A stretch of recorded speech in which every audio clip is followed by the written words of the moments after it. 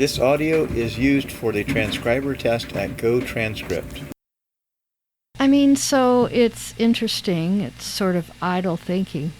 You're saying to me, well, you go back there to the Cambrian explosion. What are you going to do when you get there? Listen, you can't go back. Unfortunately, cancer is a process of evolution that reiterates itself endlessly. We really have a system in cancer biology where we can test this principle of reproducibility. The TCGA data show precisely what evolutionists would have expected. However, the process of evolution is not reproducible. Since cancer evolves, the people, the medical community, medical doctors, are the least receptive to the idea of evolution. We already know that from their first rudiment or primordium to the termination of their lives, all animals undergo perpetual transformations, which are in part produced by their own exertions in consequence of their desires and aversions, of their pleasures and their pains, or of irritations, or of associations. Many of these acquired forms or propensities are transmitted to their posterity.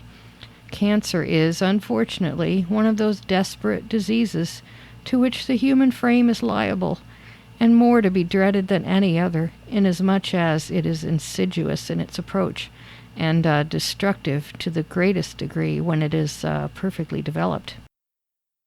This audio is used for the transcriber test at Go Transcript.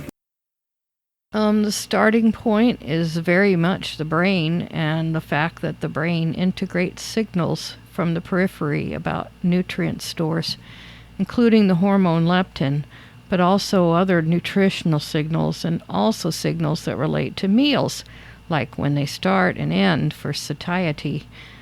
Then when we zoom in on the hypothalamus, we know from studies in animals that there are these key specialized nuclei or regions in the hypothalamus.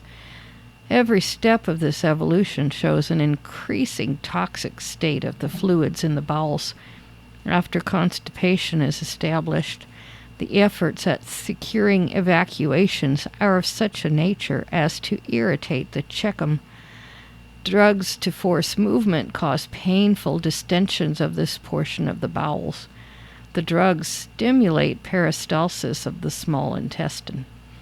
Each wave from the small intestine breaks on the walls of the cecum, for the colon is loaded with fecal accumulations, so that the onrushing contents of the small intestine cannot be received by the colon. Hence, the force of the whole peristaltic impact is spent on the cecum, which must endanger the integrity of the mucosa as well as the musculature. This audio is used for the transcriber test at Go Transcript.